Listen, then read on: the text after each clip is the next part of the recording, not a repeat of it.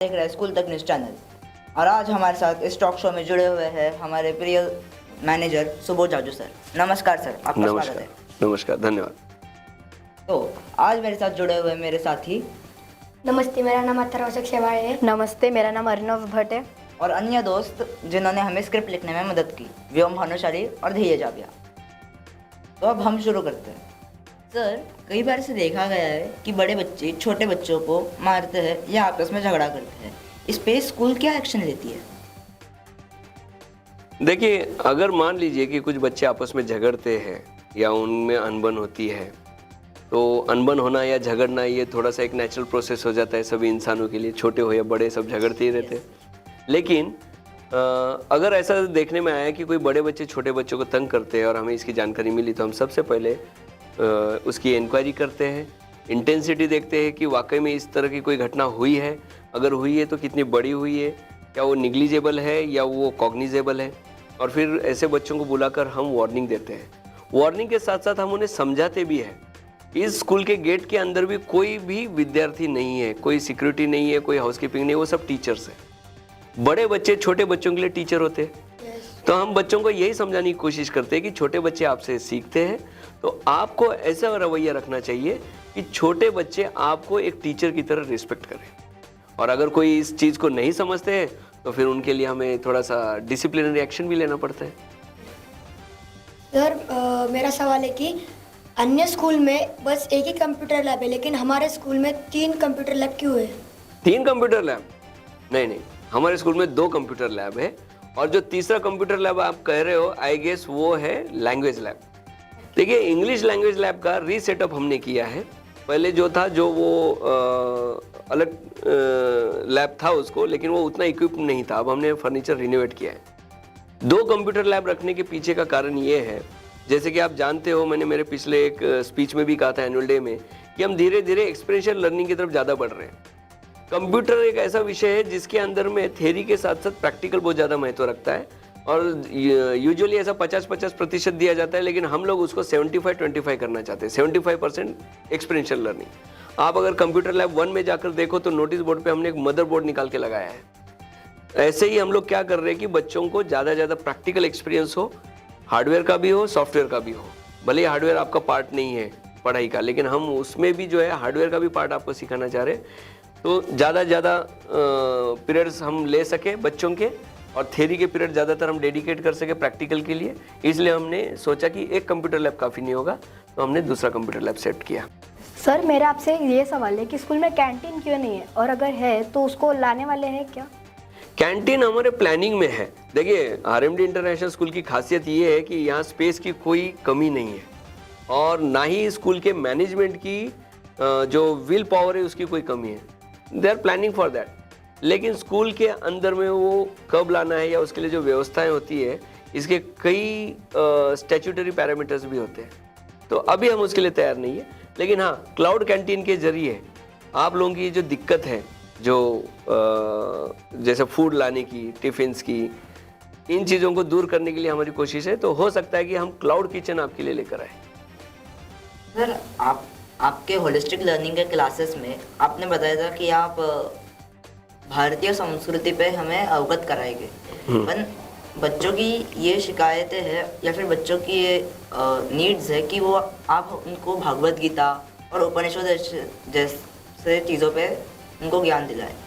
नहीं, ये बहुत अच्छी बात है। अगर ये स्टूडेंट आप लोग ये सोच रहे हो तो बहुत अच्छी बात है। पेरेंट तो मुझसे कहते हैं, देखिए, होलिस्टिक लर्निंग या भारतीय संस्कृति आधारित एजुकेशन, ये उपनिषद, भगवत गीता या वेद उसका एक पार्ट है, ये पूरा नहीं है।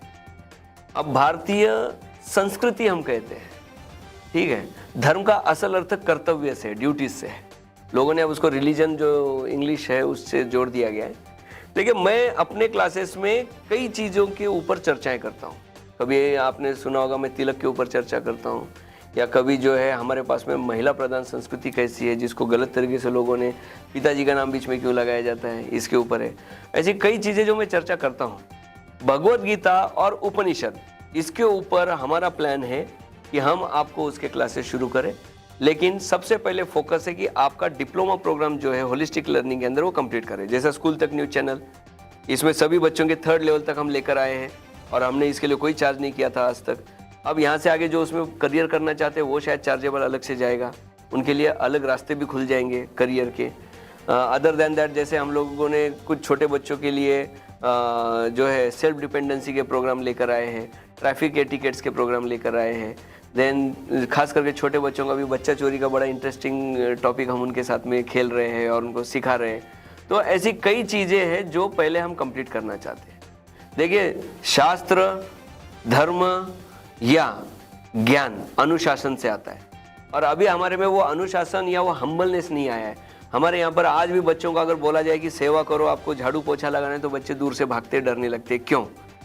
साथ ही साथ हमारे पास में बहुत ज़्यादा फैसिलिटीज़ हो गई। जैसा मैंने होमवर्क दिया है आपको, बारिश में भीगी है, दिया है ना, नोटिफिकेशन से जरिए भेजा है, पानी में भीगी है, आपको जो है बिना पंखे के बैठना चाहिए। मेरे क्लासेस में फ़ैन ऑफ करता हूँ क्योंकि उसका हैबिट होना चाहिए आपको, क्योंकि हम बहुत ज़्यादा फैसिलिटेट हुए।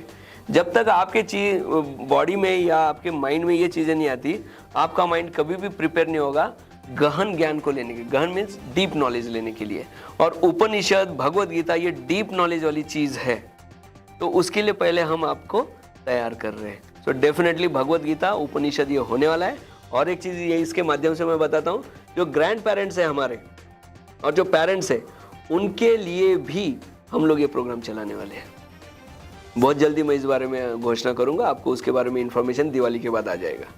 सर ऑल्सो कई बच्चे जो है हमारे स्कूल से वो कोचिंग सेंटर्स जाते हैं, जैसे कि एलन फिजिक्स वाला, ग्रेविटी। पर उन बच्चों को बहुत सारे क्लास उनके मिस हो जाते हैं क्योंकि हमारे स्कूल का टाइमिंग 3:30 तक है। उनके क्लासेस 2 बजे 2:15 को रहते हैं, तो हम स्कूल का टाइम थोड़ा कम नहीं कर सकते और उनका मतलब फ्री टाइम भी कम हो जाता है। तो उसके लिए कुछ उपाय? देखो, हमारे स्कूल का टाइम 3:30 तक नहीं है, ये 3 तक है। ओके, 3:30 तक तो शायद आप घर पहुंचते होंगे या जो भी आपको लेने आते होंगे, ये वो कुछ होता रहेगा। एक महत्वपूर्ण बात है, सभी को समझना चाहिए, ये आपके पेरेंट्स भी बताएंगे आपको। आज से 15-20 साल पहले अगर कोई कोचिंग क्लासेस जाता था या ट्यूशन लगाता था तो उसे बुद्धू कहते थे कि जो स्कूल में नहीं पढ़ पाता, जिसको समझ भी नहीं आता, उसे डबल सिखाना पड़ता है। हम बोलते हैं ना, समझ एक बार बोला तो समझ में नहीं आता क्या, वापस सिखाएंगे। लेकिन कोचिंग क्लासेस का अभी फैड भी बहुत ज़्यादा हो गया है। साथ ही साथ मैं ये भी कहूँगा कि ये फैड से भी आगे ऐसा है कि आजकल कंपटीशन इतना हाई हो गया है कि जिसके अंदर सिलेबस बदल गया है। जो इक्वेशंस मैथ्स के हमको क्लास 7 में होते थे, वो इक्वेशन आजकल क्लास 5 में आते हैं। तो कंपटीशन भी बढ़ा है, तो उसके लिए भी आपकी तैयारी होती है। लेकिन मेरा ऐसा व्यक्तिगत मानना है, और जो मैं सारे बच्चों से फीडबैक लिया था कि कौन कितने देर जाता है कोचिंग क्लासेस में, तो मेरे समझ में आया, पेरेंट्स इस चीज़ को नोट कीजिए, आप तो 8 घंटे के लिए काम करते हो, लेकिन आपके बच्चे कम से कम 10 घंटे काम कर रहे हैं। क्योंकि सवेरे स्कूल निकलना है तो लगभग आधा घंटा पहले तैयार होना है, करेक्ट है। 8:30 का रिपोर्टिंग है, तो 8 कुछ बच्चे बस में निकलते हो तो बेचारे 7 बजे से शुरू हो जाते हैं। तो 7:30 से उनका आप सबका दिन में पकड़ूँ और घर जाने तक 3:30-4, तो यहीं 8 घंटे हो गए। उसके बाद क्या होता है, आप कोचिंग क्लासेस के लिए या किसी एक्स्ट्रा क्लासेस के लिए जाते हो, कम से कम 2 घंटे जाते हो। तो कम से कम एवरेज 10 घंटा। और 70% of the school students, not only of this school, everywhere 70% school students जो है ये अपना समय बाहर बिता रहे हैं। और यही कारण है कि फ्यूचर में या जो एग्जिस्टिंग जो जनरेशन है वो भी है, इनके बीच में गैप बढ़ते जा रहा है। मेरा ऐसा मानना है कि स्कूल में सिलेबस पढ़ाया जा रहा है, उसको बहुत अच्छी तरह से पढ़ाया जाता है, टीचर उसको अपने तय प्लान के तहत एग्जीक्यूट करती है, बच्चों को सीरियसली उसे फॉलो करना चाहिए। कई बच्चों ने मुझसे ये कहा कि हम ध्यान क्यों नहीं देते क्लास में। कई बार दे आर क्लेवर स्टूडेंट्स, वो बोलते हैं ये ट्यूशन में जाकर भी तो पढ़ना होता है। तो ट्यूशन में जाकर भी पढ़ना होता है, इसलिए ये बच्चे क्लास में ध्यान नहीं देते और फिर वो अधूरा रहता है, वो ट्यूशन में जाके कंप्लीट करते हैं, ये भी हो रहा है। तो कम से कम 10 to 20% ऐसे बच्चे जिन्हें रेमेडियल्स या कोचिंग क्लासेस की जरूरत है, 80% की नहीं, जबकि 70% से ज़्यादा बच्चे जो है वो कोचिंग क्लास जा रहे हैं। तो मैं ये भी पूछना चाहता हूँ पेरेंट्स से, क्या हमें इसके ऊपर थोड़ा सोचना नहीं चाहिए? क्या कुछ सुझाव स्कूल को आप दे सकते हैं कि हम और क्या करें? और होलिस्टिक लर्निंग हम दे रहे हैं, इतने टाइप के एक्टिविटीज़ दे रहे हैं, तो आपको कहीं और भी जाने की आवश्यकता नहीं है, करेक्ट है। हमने इस साल आपको एबेकस फ्री दिया है, रोबोटिक्स फ्री दिया है, वैदिक मैथ्स फ्री दिया है, जबकि बाहर इसका ईयरली फीस 10,000, 15,000, 20,000 है। अभी ये चार्जेबल रहेगा, इस साल हमने आपको फ्री दिया। क्यों? वो इसलिए कि एटलीस्ट हर एक को इसका स्कोप मिले, एक्सपीरियंस तो करे। नहीं तो पेरेंट ही ठहराता है कि तुम एबाकस जाओगे, तुम वैदिक मैथ जाओगे, तुम रोबोटिक्स जाओगे। पहले बच्चों को तो देखने दो वो क्या है। इसके लिए हमने इस साल सारी चीज़ें सारे बच्चों को फ्री ऑफ कॉस्ट दी है। उसके बाद में फिर उसके अगले लेवल्स रहेंगे तब देखेंगे। तो मेरा ऐसा मानना है कि जो अलग स्पेशल चीज़ें हैं उसके लिए कोचिंग क्लास लगाए तो ठीक है, और जो स्कूल में पढ़ रहे हो उसके लिए कोचिंग क्लास लगाना ये वेस्ट ऑफ मनी है, वेस्ट ऑफ टाइम है। और मुझे ऐसा लगता है कि स्कूल से जाने के बाद बच्चे ने घर पे 1 घंटा पढ़ाई करनी चाहिए, जो उसका होमवर्क है, वर्कशीट है, जो भी हो कंप्लीट करना चाहिए, गए बराबर कर लेना चाहिए तो फ्री हो जाता, और बचे हुए 2-3 घंटे उसने खेलना कूदना चाहिए। सर मेरा कहना था कि कुछ बच्चों ने कहा कि आपने बोला था कि जुलाई के एंड तक स्विमिंग पूल बन जाएगा, लेकिन वो आज तक बना नहीं है। इसका देखो, स्विमिंग पूल जब हम बना रहे, क्योंकि हम बड़ा स्विमिंग पूल बना रहे थे और ग्राउंड पर बना रहे थे, तो जब बना रहे थे तो बीच बीच में दूसरे चैलेंजेस आते गए। जैसा स्टार्ट में बारिश आ गई काफ़ी दिन, तो काम रुक गया, क्योंकि तब खुदाई चल रही थी तो रुकना पड़ा। उसके बाद में वाटर पर्कुलेट होकर नीचे से ऊपर आने लगा, तो वो हमको निकालना पड़ा। देन बीच के समय में जब बारिश नहीं थी, बारिश रुक गई, तो हमने काम बहुत फास्ट आगे कर दिया, और अभी स्विमिंग पूल फाइनल स्टेज पे, उसके अंदर की टाइलें भी लग गई है। ओके, अभी हमको क्या करना है, सिर्फ साइड का प्लिंथ बनाना है और फिर से उसको जो है यूज़ में लाना है। तो हमारी कोशिश थी कि हम जुलाई में उसको शुरू करें, लेकिन 2-1 महीना आगे चला गया, 3 महीना आप समझ सकते हैं। लेकिन ये होता है जब हम नेचुरल क्लाइमेट पर डिपेंड रहते हैं कभी कंस्ट्रक्शंस के लिए। सर बड़े बच्चों को क्यों नहीं है स्विमिंग पूल? देखो, क्या होता है कि पहले ही आपका स्कूल टाइमिंग दूसरों के मुकाबले आधा घंटा ज़्यादा है, क्योंकि हमने इतनी एक्टिविटी दे रखी है। हमारे स्कूल में किसी भी स्कूल के मुकाबले सबसे ज़्यादा प्रोग्राम और सबसे ज़्यादा एक्टिविटी है, और ख़ास करके हमने वो हर बच्चे को प्रोवाइड किया। ये चीज़ शायद हर पेरेंट मानेगा। हमने इनिशियल बताया था, जैसे कि CBSE का और स्टेट गवर्नमेंट का प्राइमरी जो है वो 4th क्लास तक है, तो हमने 4th क्लास तक सबको फ्री ऑफ कॉस्ट डे 1 से बोला है कि आपको स्केटिंग फ्री, कराटे फ्री, सब फ्री, करेक्ट। लेकिन आप 8वीं में हो तो भी आपको मिल रहा है, करेक्ट है। हमने 4th के बाद भी उसे चालू रखा जब तक हम दे सकते हैं, ओके। लेकिन अभी क्या होता है कि नंबर ऑफ स्टूडेंट बढ़ जाते हैं, क्लासेस बढ़ जाते हैं, टाइम टेबल होता है। कितने क्लासेस, अगर मेरे पास में 40 क्लासेस है, तो अगर हफ्ते में एक बार हर एक को स्विमिंग आना है, तो आप बताइए 40 क्लासेस को एक हफ्ते में 40 बार, मतलब डेली कितने बार होना चाहिए? कम से कम 8 बार, क्योंकि 5 डे स्कूल है। क्या 8 बार आधे घंटे में स्विमिंग हो जाएगा? नहीं, उनको कम से कम 2 पीरियड क्लब करके देने पड़ेंगे। तो इस कारण वो नहीं होता है। और स्कूल का प्राथमिक उद्देश्य ये है कि बच्चों को पानी का डर ना रहे, और अर्बन एरियाज में बच्चों को स्विमिंग के लिए चांस ही नहीं मिलता है। जो पैसा भर के बाहर सीखते वही सीखते, फिर कभी अगर विपत्ति में, फ्लड में फंस जाए तो डूबने के चांसेस सबसे ज़्यादा उनके होते हैं। तो उन्हें कम से कम स्विमिंग का कुछ पता हो, उनमें वो इच्छा जागे, इसलिए हमने प्राइमरी लेवल के बच्चों को फ्री दिया हुआ है। तो अभी वो जैसा प्राइमरी का भी डेफिनेशन बदल गया है जो न्यू एजुकेशन पॉलिसी के तहत, तो क्लास 2 तक ही अभी वो जो बेस है, क्योंकि अभी 5+3+3+4 का कंसेप्ट आया हुआ है। पहले जो था वो 10+2 का था, तो अभी वो क्लास 2 तक ही रहेगा। ये भी मैं सबको बता देता हूँ। सर ऐसे बताया गया था कि फुटबॉल का टर्फ बनने वाला है, बैडमिंटन लॉन्ग कोर्ट बनने वाला है, तो उसकी तैयारी कब तक हो जाएगी? नहीं, स्कूल मैनेजमेंट ने कभी भी ऐसा नहीं बोला है कि बैडमिंटन का कोई कोर्ट बनेगा, ठीक है। बैडमिंटन का कोर्ट बना, बैडमिंटन हॉल एक बहुत बड़ा इंफ्रास्ट्रक्चर होता है, और हमारे कहीं पर भी चर्चाओं में या कहीं के भी हमारे प्रोमिसेस में बैडमिंटन कोर्ट नहीं है। फुटबॉल ग्राउंड ऑलरेडी है, और अभी आप देखो तो वहाँ पर हमने लॉन डेवलपमेंट शुरू किया है। ग्रीनरी देख रहे हो ना, करेक्ट। तो लॉन डेवलपमेंट वहाँ पर शुरू कर दिया है। वो ग्राउंड जिसको ज़मीन से हमने जो भरकर ऊपर लाया है, तो उसको सेट होने के लिए एक समय लगता है, क्योंकि ज़मीन बार बार अनइवन होती है। अभी वो सेट हो गई है। RMDPL वगैरह को आपने देखा, हमने उसको ज़बरदस्त रोलिंग कर करके सेट कर दिया है। अब वहाँ पर फुल साइज़ फुटबॉल ग्राउंड भी होने जा रहा है, ठीक है। लेकिन वो टर्फ का होगा या किसका होगा ऐसा हमने कभी नहीं बोला है। तो वो नेचुरल रहेगा और वो लॉन के साथ रहेगा, so don't worry about that. तो वो तो रहेगा जैसा इंटरनेशनल स्टैंडर्ड से वैसा आपको मिलेगा, ठीक है। सर इस साल हमने लेदर बॉल से क्यों नहीं RMDPL खेला? देखो, डे 1 से आप लेदर बॉल से नहीं खेल सकते, उसके एक स्टेजेस ऑफ प्रैक्टिस होता है। पहले आपको बॉल क्या है, जैसा बचपन से अगर खेले तो RMDPL ये टूर्नामेंट हमने जैसे जूनियर्स के लिए इस साल शुरू किया है।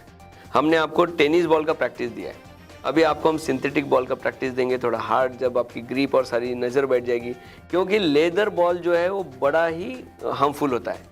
अगर आप उसको कैच प्रॉपर नहीं कर पाओगे या आप टेक्निकली बराबर उसको नहीं झेल पाओगे तो वो आपको बड़ी इंजरी दे सकता है, जो फ्रैक्चर्स भी हो सकते हैं। तो डायरेक्ट हम फर्स्ट डे से ही, सब लोग तो लेदर खेलते नहीं हैं, जो एकेडमीज में जाते हैं वही खेलते हैं, तो सारे नहीं खेलते, इसलिए हमने पहले क्या किया है, आपको टेनिस बॉल, फिर सिंथेटिक बॉल और फिर लेदर पर लेकर जाएंगे। सर हमने देखा है कि सारे क्लासेस में डिजिटल बोर्ड्स हैं पर लैंग्वेज लैब में नहीं है, ऐसा क्यों? देखो, लैंग्वेज लैब या लैंग्वेज रूम, लैंग्वेज लैब में डिजिटल बोर्ड की ज़रूरत ही नहीं है, क्योंकि वहाँ पर 1-on-1 कंप्यूटर दिया हुआ है हमने, करेक्ट है। और लैंग्वेज लैब में आपको बोर्ड पे कुछ नहीं सीखना है। लैंग्वेज लैब में आपको आर्टिफिशियल इंटेलिजेंस बेस्ड जो सॉफ्टवेयर हमने दिया है वो पीसी पर दिया है, 1:1 दिया है। एक बच्चा अपने पीसी पर देखते हुए कान को जो है ना वो जो एयरफोन्स वगैरह लगाकर वो अपने ही स्क्रीन के साथ इंटरेक्ट कर रहे हैं। तो पूरे क्लास को किसी एक जगह कुछ दिखाकर पढ़ाने की आवश्यकता नहीं है। सर कुछ क्लासेस के बच्चों ने कहा कि हमारे बेंचेस अनकंफर्टेबल है और हमें उस पर बैठने से दिक्कत होती है। देखिए, ये अनकंफर्टेबल क्यों हो गया, क्योंकि मैनेजमेंट ने पहले बहुत ज़्यादा कंफर्ट दे दिया था।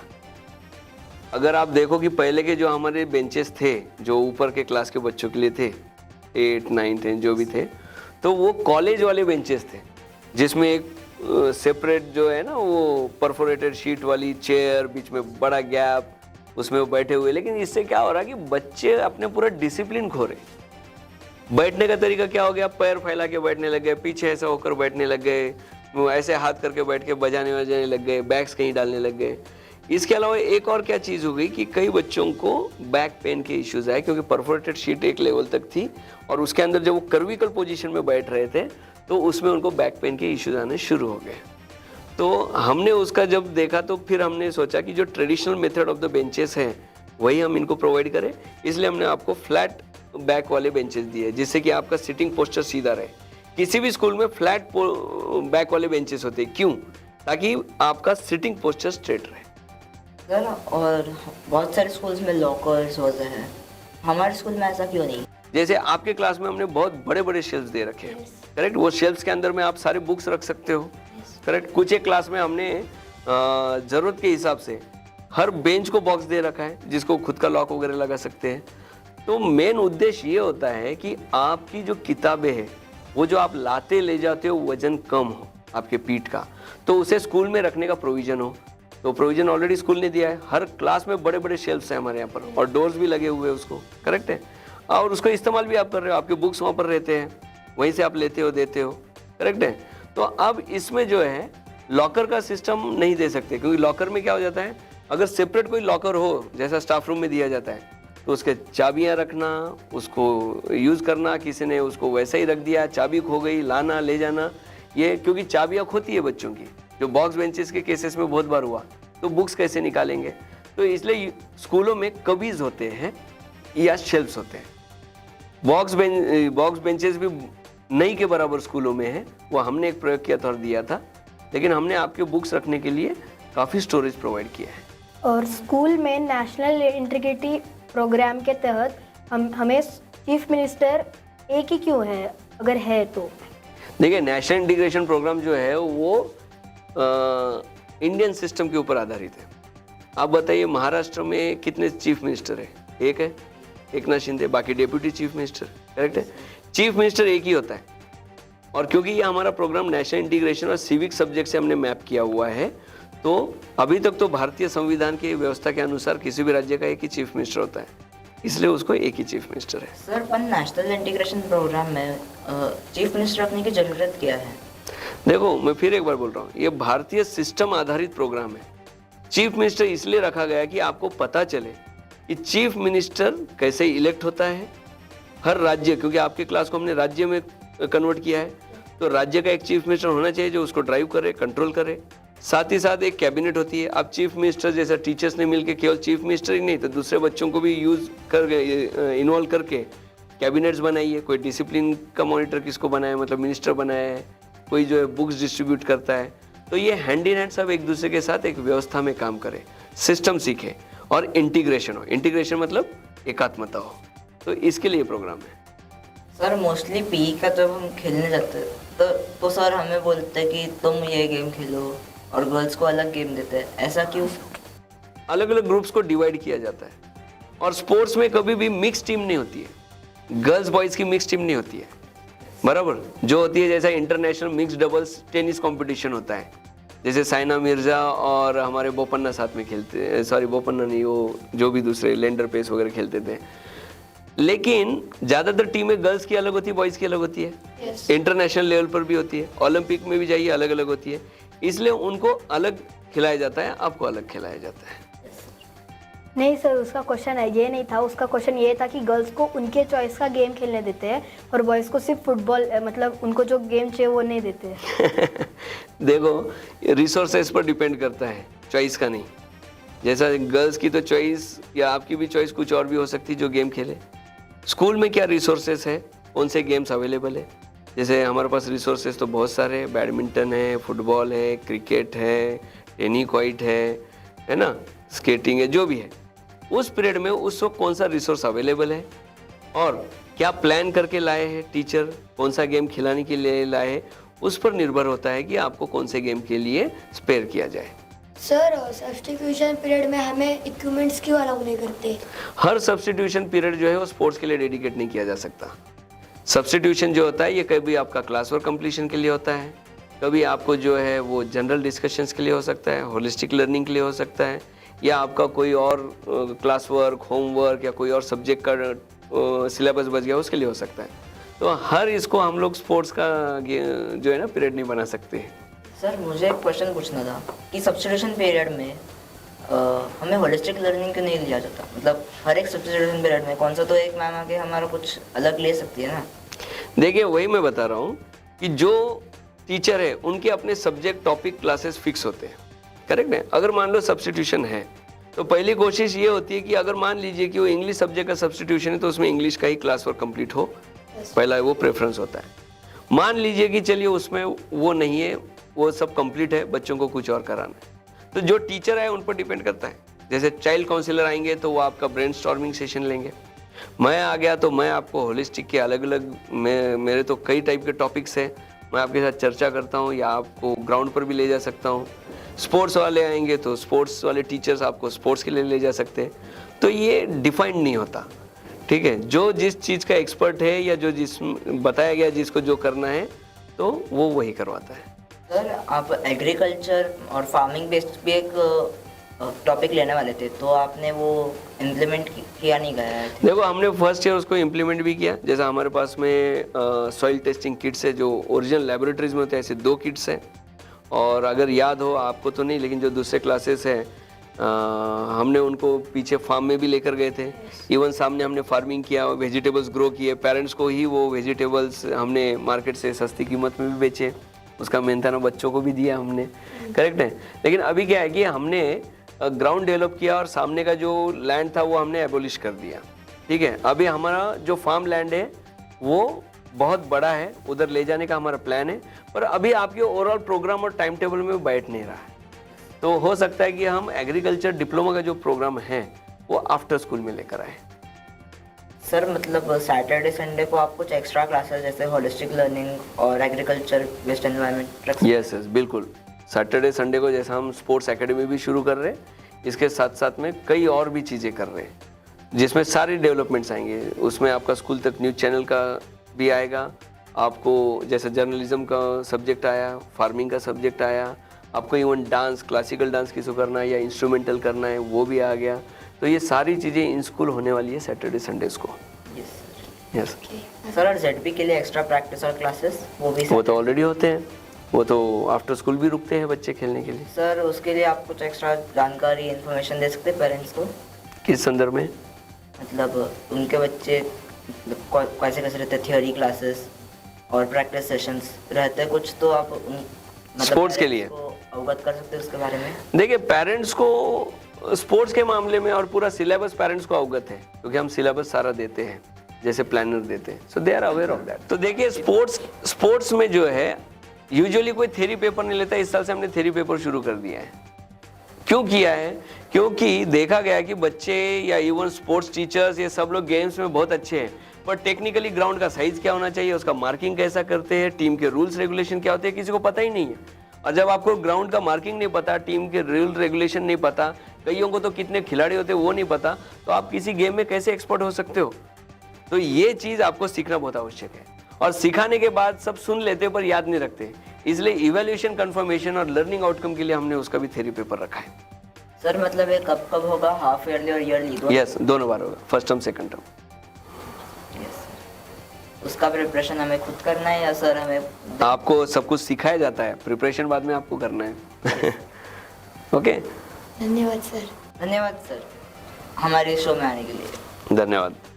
और हम इसी के साथ फिर मिलेंगे अगली बार एक और गेस्ट के साथ। तब तक देखते रहिए स्कूल तक न्यूज़ चैनल। धन्यवाद।